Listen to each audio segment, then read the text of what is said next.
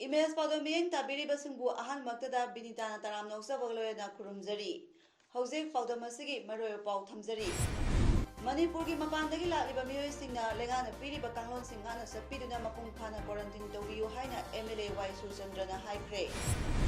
मियामदा लेप्तना मतेंग पिनरी लोइनना शॉर्ट फिल्म सैथेन मसी रिलीज तौख्रे हौजिक मपुंग पाउलो बिरसी COVID-19 थेंगनाबगीदमा कक्सिंग डिस्ट्रिक्ट एडमिनिस्ट्रेशन डिस्ट्रिक्ट असिगी ओइना JNB उमाथेल अमदी पद्मा रत्ना इंग्लिश स्कूल कक्सिंग दा इंस्टीट्यूशनल क्वारंटीन सेंटर अनि हांगदुना अमदी खा मणिपुर कॉलेज कक्सिंग दा कोविड स्क्रीनिंग सेंटर हांगदुना मथौ तौदुना लाक्ली लोइनना लेंगाना थोकिबा अनोबा ऑर्डर मगी मतुंगिना डिस्ट्रिक्ट असिगी मनुंग चन्ना लेबा असेंबली कंस्टिट्यूएंसी अहुमदा कम्युनिटी क्वारंटीन सेंटर सिंग हांगदुना मथौ तौनबा होख्रे हिराम असिगा मरी लेना कक्सिंग डिस्ट्रिक्ट की COVID-19 की सर्वेलेंस ऑफिसर ओरिबा हियांगलम PIC की MO इंचार्ज एलांगबम किरणना फोंदोरकपदा कक्सिंग डिस्ट्रिक्ट असिगी ओइना इंस्टीट्यूशनल क्वारंटीन तौबा मियोय तरुक डिस्चार्ज तौख्रे मियोय कुनमंगाना क्वारंटीन तौहंदबिदा टेस्ट तौर मतुंग होम क्वारंटीन तौहनख्रे हौजिक मखाताना पद्मा रत्ना इंग्लिश स्कूल दा हांगलिबा इंस्टीट्यूशनल क्वारंटीन सेंटर असिदा लेबा मियोय सिंगी मनुंगदा मियोय कुनिपान अमदी टेस्ट तौख्रे ngarang makhoi gi result sing negative oina phangmudagi ngasi mayumda home quarantine tawna discharge tawkhre aduga lemhori ba miyoi sing yauna makhata na sanglakpa miyoi sing di community quarantine center sing da thakre hairi amaromda kaksing SK MLA Y Surchandra ga paumi sing akhanana unaba amada COVID-19 thengna ba sangseliba khongjang amadi hojik lep palaitana mapandagi halakliba miyoi sing mama mapa oiba sing amadi lekai miyangi puning singsiladuna Kakching एसगी MLA Y सुचंद्रना फोंदोरकपदा हौजिक मणिपुर की मपानदगी मियोय कया थुंगलबा हौररे मखोइबु मपुंग फाना फजना screening तौदुना quarantine तौहनबगी मथौ ताई मपानदगी लाक्लिबा मियोय सिंगसु लेंगाना पीरिबा कांगलोन सिंग ngakna चपिदुना मपुंग फाना क्वारंटीन तौबियु लोयना मपालमदा लैबा मियोय सिंग मथंग मथंग लाक्नबा लेंगाना थबक थौरम कया पाइखटली मपानदा लैबा सिंगना आई मणिपुरदा थोहौदबा यादे हाइबगी वखलोन थादोकपियु तंगाई फदबा दरकार लेबा सिंग खक्तमक थोलकनबा होनबियु अमरोमदा मपानदगी लाक्पा मियोय सिंगबो हेल्थ डिपार्टमेंट की टीमना स्क्रीनिंग तौदुना होम क्वारंटीन तौनबा थारकपदा लेकाइना ताथिता होइना तौबिगनु लेंगाना COVID-19 थेंगनबा पाइखलिबा थबक थौरमसिंगदा मियामना कोऑपरेशन पीबियु अखोय पुना COVID-19 माइथिबा पिमिनसी हाइना अपील तौरकली लाक्तबा यादबा थोउदबा यादबा अदुसो अखोय तुदुनो वाखल खलोइदबना अदोमदसुना तंगाई फदवा आदन लेबिदा मोंग तारोइदबा लेरगदे कोई लाक्नबदु हुसकी वेबसाइट तुला चंगेरगा रेजिस्टर तौसलगा नोडल कंसर्न ऑफिसर दु स्टेट तुगी अदुगा टाइप तौरगा कोई माइ मिंदु अदि अंतु रेजिस्टर तौसल नोडल ऑफिसर दु कांटेक्ट तौरगा कोई पुरकनबदुगी माइ स्टेट की पुरकनबदु सिनदा अदुम यावगनी social welfare minister Shrimati Nemcha Kipgen नंगसी anganwadi worker mini anganwadi worker मसुंग provision of performance of link initiative under anganwadi services social welfare department मणिपुरना थागी ऑनरेरियम अक्टोबर अमदगी इफेक्ट तौरगा हेंगलगनी लाउथोख्रे मिनिस्टरना फोंदोखिबदा अंगनवाड़ी वर्कर सिंगी हाना थादा लुपा लिसिंग अहुम ऑनरेरियम पिरंबादु लिसिंग मरी चंगा ओइरगनी anganwadi worker and mini centre अमदी अंगनवाड़ी हेल्पर सिंग ओइनसु थादा लिसिंग अनि चंगा ऑनरेरियम पिरंबादु लिसिंग अहुम चंगा अमसुंग लिसिंग अमा चंगादगी लिसिंग अनि चनी यांखैदा पिरगनी हाइना लाउथोख्रे सोशल वेलफेयर डिपार्टमेंट की रिपोर्ट मणिपुरदा अंगनवाड़ी सेंटर लिसिंग 13 चंगा तरानी मसिगी मनुंगदा लिसिंग 8 चंगा यांखैनी पाना मेन अंगनवाड़ी सेंटर नि लिसिंग अमा चंगा यांखैनी थोइना मिनी अंगनवाड़ी सेंटर नि हाइरी COVID-19 थेंगनबा सथारिबा लॉकडाउन सिना मियां वानरबा मतम अमसुंग मुस्लिम सिंगी सेंगलबा रमदान थागम मरी लेना कक्सिंग असेंबली कंस्टिट्यूएंसी की मनुंग चन लेबा सोरागी खरा हेना सोथरबा इमुंगसिंगदा Bubon technical and skill development BTSD private limited की chairman Naorem Nabachandra BTSD private limited की डायरेक्टर नावरेम ओंबी बिनारानी अमदी बुबोन ब्रिकफिल की मपू प्रोपाइटर नावरेम नोपुना सान थंगना पोलम सिंह तेंबांग पीख्रे ngasi tengbang piba duga mari lena bubon technical skill development BTSD private limited ki chairman naurem nabachandrana phongdorakpada hauze miyamna lockdown gi awaba kham thengna mayok naringe matam asida nongmagi sura nomlaga sara tangjariba miyam gi damak khalaga ramdan ga mari lena tengbang polam sing asi pijabani phongdorakki aikoina akai matam sida akai ramjana simba akai sayen tha oibanena asum batanja asida akoina makoina nomagi suraga chatlaga sana khanaba tanjaba miyoi kaya dadi aduki matik awaba oile sumba awaba oiba matam asida akai family gi taraf tagi lejaba kharadan aikoina mating pangala chabani aikoina ngasi Amaramda Kaksim Municipal Council की ward number 8 की councillor M इना खुनबिना ward असगी ward member सिंह अमदी ward development committee का खुसमनदुना चथरिबा lockdown असना अवाब कया मायोकनरिबा वार्ड असगी मनुंगदा का वाइदुना लैबा मियोइसिंग यावना युमथोंग खुदिंगदा चाना थकनबा आलू तिलहौ हवाई अचथाव अमदी सरपना सिंगबा पटलम सिंग तेंबांग पीख्रे तेंबांग पीबा दुगा मरि लेना काउंसिलर M इना खुनबिना फोंदोरपदा हौजिक लॉकडाउन की वानरबा मतम असदा लेकाय असगी मियामदा नोमगी सरा अमता ओइरबसु मतेंग पांगजगे खंजदुना मतेंग पांगजबनी लोयना वार्ड असगी मियांगी मिहुसिंगना हौजिक मपालमदगी हलकलिबा मियोइसिंग असिबु क्वारंटाइन सेंटर दा चेक्सिना थंबदा अंगंबा मतेंग पांगनी हाइबा वाफमसु थमलकली हौजी मपालमदगी चंगलिबा कोई कक्सिंगी अमदी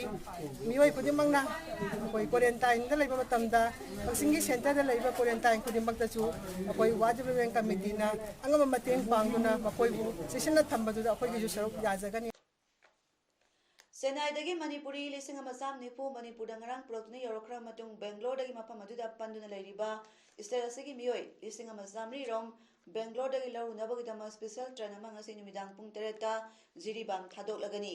हाइरिबा स्पेशल ट्रेन असि लालिबा तांग 13 की नुमियुंग मतुंगदा बेंगलोरदा थुंगलबा याय हाइना मणिपुर की chief secretary doctor J Suresh बाबूना फोंदोखरे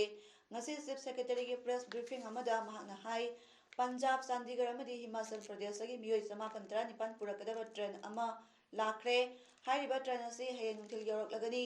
अमरोमदा ngarang सेनाइदगी लाकना थुंगलगिबसिंग स्क्रीनिंग लोयरा मतुंग मसा मसागी डिस्ट्रिक्ट की क्वारंटाइन सेंटर सिंग थमख्रे हाइकी चीफ सेक्रेटरी ना मखाना फोंदोकिबदा मपानदगी लाकलिबसिंग होम क्वारंटाइन तौबगी प्रोविजन लेते मखोय गवर्नमेंट नत्रगा इंस्टीट्यूशनल क्वारंटाइन सेंटर सिंग दा थमगनी हौजिक फावदा बस नत्रगा अतै गाड़ी सिंग दा सरकना मपानदा पंदना लेरिबा मियोय लिसिंग अनि सहम रोम मणिपुरदा यौरखरे हाइनसु चीफ सेक्रेटरी ना फोंदोकी Today another train is going to start now from Bangalore. This train will have more than 1400 people. A lot of people from Manipur are struggling to get into the medical examinations since early morning. I came to know that people are there on the roads. Much by 4 o'clock they were going to the verification centers. So all the people who are shortlisted will be starting around, the train will start around 7 o'clock today. And it's likely to reach most probably 17 afternoon. Another train has started yesterday from Punjab. This train from Punjab is carrying our people from Punjab, Chandigarh, Himachal Pradesh and few from Jammu Kashmir. So they're all already there en route and they will be reaching tomorrow afternoon around 1:30. So far only one train has come and that is around 1081 yesterday. And the train which is going to come tomorrow will have about 980 people. Thoubal district की Wangjing की एरियादा मणिपुर की मपानदगी लातना तोंगान तोंगान सिंफमदा थबक सुदुना लेरिबा अमदी lockdown मरम मोइदुना मयुमदा हनबा नंगौद्रबा none Manipuri labour सिंगदा Wangjing तेंथा केंद्र की MLA पाउनम प्रोजेंग मियंग मखादा BJP Wangjing तेंथा मंडलना Seng यावना सान थना pollen सिंग मतेंग पांखरे वांगजिंगदा लेबा मंडल की ऑफिसदा पांथोकिबा migrant workers सिंगदा मतेंग पीबगी थरम मदुदा BJP Wangjing तेंथा मंडल की प्रेसिडेंट ओ सुनील कुमारना सेंग केजी मंगा खुसिनकी एमएलए पाउनम प्रोजेंग की पीआरओ एस दयादेवन हाइकिबदा वांगजिंग तेंथा केंद्र की मनुंगदा लेरिबा मपानदगी थबक सुबा लालिबा नन लोकल इसी इनाउ सिंग अवाबा सिदा मतेंग होइनबा एमएलए की मियंग मखादा मतेंग तौजबनी ꯃꯃꯥꯡꯗꯁꯨ ꯆꯥꯅ ꯊꯛꯅꯕ ꯄꯣꯠꯂꯝꯁꯤꯡ ꯀꯌꯥ ꯃꯔꯨꯝ ꯃꯇꯦꯡ ꯇꯧꯖꯈ꯭ꯔꯦ ꯍꯥꯏꯗꯨꯅ ꯑꯩꯈꯣꯏ ꯃꯁꯦꯟ ꯂꯨꯅ ꯆꯥꯟꯅ ꯇꯧꯅꯗꯨꯅ ꯅꯨꯡꯁꯤꯅꯅ ꯂꯩꯃꯤꯟꯅꯁꯤ ꯍꯥꯏꯈꯤ꯫ ꯉꯁꯤꯒꯤ ꯄꯣꯠꯂꯝꯁꯤꯡ ꯌꯦꯟꯊꯣꯛꯄꯗꯨꯗ ꯕꯤꯖꯦꯄꯤ ꯋꯥꯡꯖꯤꯡ ꯇꯦꯟꯊꯥ ꯃꯟꯗꯜꯒꯤ ꯃꯔꯨꯑꯣꯏꯕ ꯊꯧꯄꯨꯔꯤꯕꯁꯤꯡ ꯑꯃꯗꯤ ꯅꯨꯄꯤ ꯌꯥꯎꯅ ꯇꯣꯉꯥꯟ ꯇꯣꯉꯥꯟꯕ ꯃꯦꯝꯕꯔꯁꯤꯡꯁꯨ ꯁꯔꯨꯛ ꯌꯥꯈꯤ꯫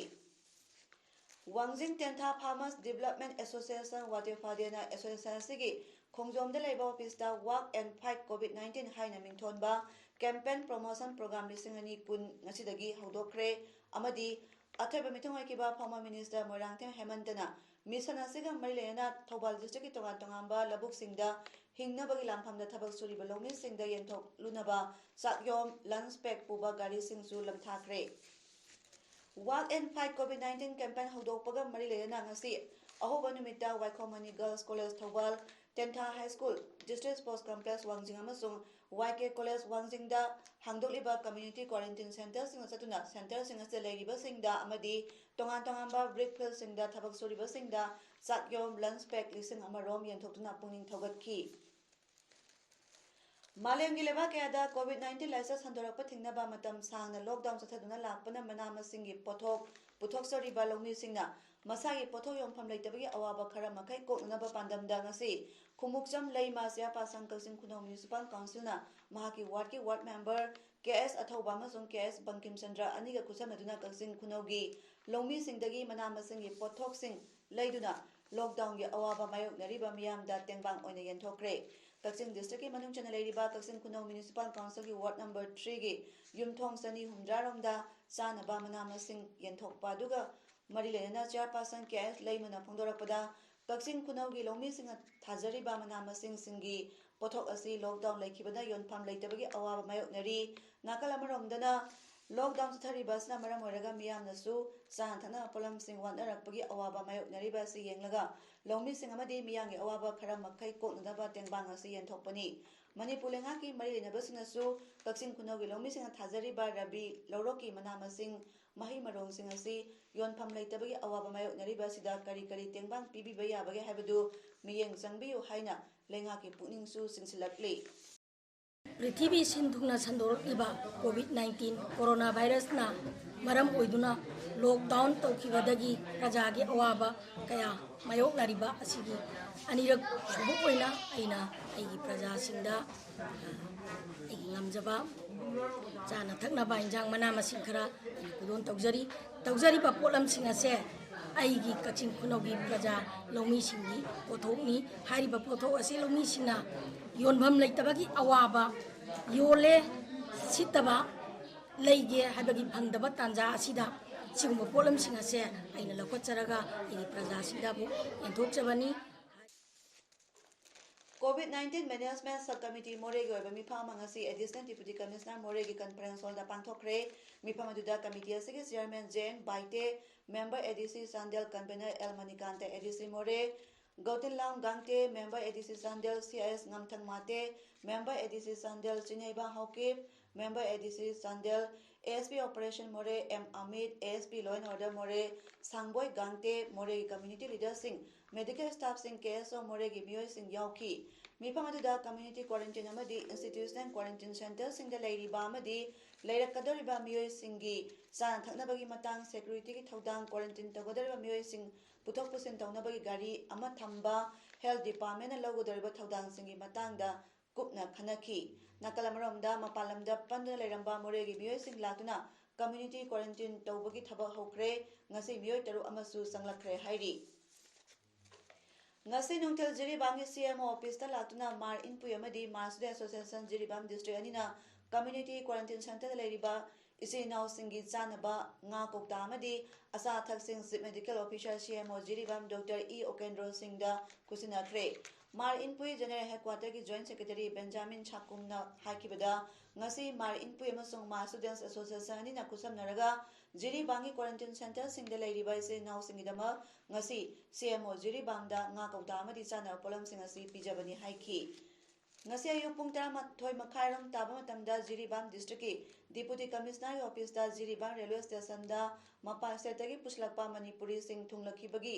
ꯈꯟꯅ ꯅꯩꯅꯕ ꯑꯃꯗꯤ ꯂꯥꯛꯀꯗꯧꯔꯤꯕ ꯇ꯭ꯔꯦꯟꯁꯤꯡꯒꯤ ꯃꯇꯥꯡꯗ matau karamna sin langsige haibagi matangda mipham ama pangthokre SP Jiribam CMO Transport Department Jiribam Municipal Council official sing IRB PWD PSED Electricity Department ki miyoi sing District Head sing Indian Red Cross Society amadi CSO sing yaukhiba mipham aduda DC Jiribam W Malengamba Jenglei IS na haikibada ngarang Manipuri mayam Jiribam Railway Station da thunglakhiba Manipuri singbu Department mayangi cooperation amadi CSO singi mateng na maram oiraga mai pakna okduna pangthokkhibagidama thagapa phongdoki amasung makhatana puna thabak thoram tominaduna puna hotnaminasi haiki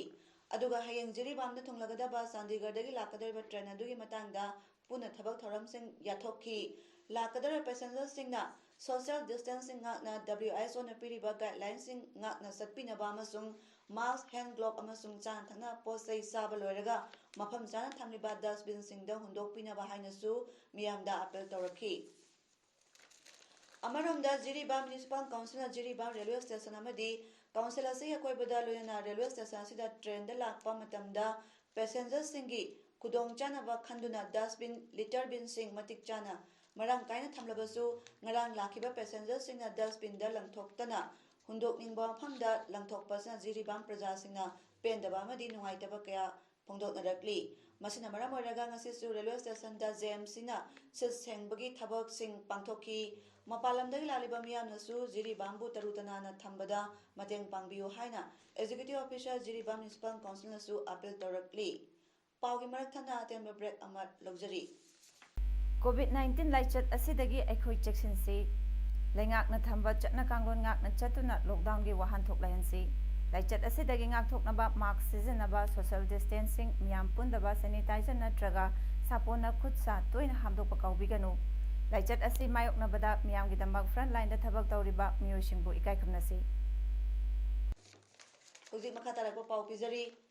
Hai haya hayum production puthokpa mega hairem chana iba saitheng haina mingthonba Manipuri short film amangasi Kaksim Municipal Council Conference Hall da release tawkre Kaksim Municipal Council chairperson vice chairperson amadi atai councillor sing loyana Kaksim gi saknara miyoi singna akhanana saruk yaduna pangthokiba ngasigi Manipuri short film release tawba duga marilena short film asigi aiba amasung director mega hairem chana phongdorakpada Coronavirus na Prithvi asida lakpa matam asida ikoi miyoi ba sibu kandaba yade coronavirus tagi ngathokdaba yade haibagi wakhalonda maikai kudimak tagi government su miyam su coronavirus da ahenba miyang sangkhiba asida lengakna coronavirus su ngathoknaba hotnabiyu aduga hanadagi hauna naduna laklaba miyoi sing kudamoina cancer heart patient BP stroke patient kaya sigisu section tharong lokotuna matau karamna makhoi busu hingangadage haibagi wakhalonda film asida mami tahanjanaba honajabani haiki अखोई लमदम सिदा खुनाई सिदा नादुना लेरमबा cancer heart patient सिंग अदे BP stroke patient सिंग गिसु अकनबा अखोई अदुगुंबा चेक्सिन थौरांग मखोई गिसु मतौ करमना मखोई बुसु हिंहनगदगे हाइबगी थौरांग सिंग दु लोकत पिरगदी हाइबगी वाखलन अदु अखोई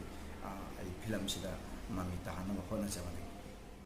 Junior Scientist Hub Kaksin asinduna ngasi angansing Eco Park Heritage Complex ta saknairaba saiba salam tombagi humdra mari suba mapong numit thoram pangthokre mifamaduda birmangol pukram bamne iba sairengi kaungamdraba khongchat asaiba salam tombagu unaba mingthonba memor ama Martin Grammar School Kaksin gi class 10 gi mahairoi Naurem Rohit na phongki loyana birmangol pukram bamna salam tomba a humanist poet haiba hiramda wangangki Tharamadudha Saryakiba Mahiroi Singna Asaiba Salam Tombagi Punsi Nungsangnaba Thongnijaboina Heritage Complex Asida Sana Kunang Pambi Amathaki Pradhan Mantri Gram Sadak Yojana PMGSY gi Makhada Chandel District ki Lengak Sing Village Thauraga Semliba Palen Chandel Road to Lengang Sing Lambi Sembagi Mawng asi Khunja Singna Penadre Atu Matamda Mari Lenaba Singna Yengsembiduna Quality Lena Sembiyu Haina Lengang Sing Village ki Sip DB Thamnok Lamgang na Phongdarakli Hauze semliba lambi adu khunja singga punna yengsiminara matungda DB Thamnok Lamgang na phongdorakpada Lengang Sing Village ki khunjindagi Sandelomda sangsalakpada kilometer 9 sangbagi saruk sembagi thabak sathari lambi asigi horokphamda yungliba signboard ta thabagi matungina lambi asi kakpa lebak thonba culvert hapa protection work habidi returning wall chanba aduga kacha side drain tawbagi thabak asi ꯍꯧꯈꯤꯕ 2019ꯒꯤ November 18ꯗꯒꯤ ꯍꯧꯔꯒ ꯊꯥ ꯑꯁꯤꯒꯤ 19 ꯐꯥꯎꯕꯗ ꯂꯣꯏꯁꯤꯟꯒꯗꯕꯅꯤ ꯍꯥꯏꯔꯤ ꯍꯥꯏꯔꯤꯕ ꯂꯝꯕꯤ ꯑꯁꯤ ꯈꯨꯟ 12-13ꯒꯤ ꯈꯨꯟꯖꯥꯁꯤꯡꯅ ꯆꯥꯟꯗꯦꯜ ꯗꯤꯁꯇ꯭ꯔꯤꯛ ꯍꯦꯗꯀ꯭ꯋꯥꯇꯔ ꯌꯧꯅꯕ ꯆꯠꯄꯒꯤ ꯌꯥꯝꯅ ꯃꯔꯨꯑꯣꯏꯕ ꯂꯝꯕꯤ ꯑꯃꯅꯤ ꯂꯝꯕꯤ ꯑꯁꯤꯕꯨ PMGSYꯒꯤ ꯃꯈꯥꯗ ꯁꯦꯝꯕ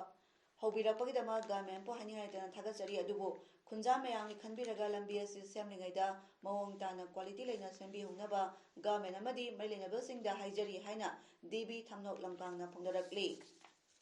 कोई गवर्नमेंट असे लंबी फावर में कोई गवर्नमेंट थागली सूरीब लंबी सिदा कुन्या मयामदा पेंदबा हाइबु अदु रिटर्निंग वाल ब्रिज वाल हाइबसु लेंगांग चिंगदा मफम मखक तौरमी अदुबु मसिंगददी रिटर्निंग वाल सु फना यामी अदगी ब्रिज वाल सु यामी कालबाट मसिंग सु यामी डिस्ट्रिक्ट हेडक्वार्टर चांग लंबी ख्वाइदगी तेन भाई बोसिने अदगी सिदा चलिबा मीसी चिंग तम पुलप चनब लंबी ने अदुना सि अथुबा मतमनुदा कनो तौद्रगदी कोई ब्लैक टॉपिंग की थबक सो कोई थिंगबगी प्रोग्राम लाकने लेबाक असिदा कोविड-19 नाबदगी फरक्रबा मीगी मसिंग 16,935 हाइना health and family welfare ministry ना थादरकपा जरा अमना हाइरी हौकिबा पुंग कुनमरी की मनुंगदा कोविड-19 अनोबा केस 792 कंफर्म तौकी पुन्ना 100 हेनख्रे पुंग कुनमरी की मनुंगदा 1,994 नाबदगी फक्रे सिखिबना चांग 53 नि हौजिक फावबदा लेबाक असिदा सिखिबगी मसिंगना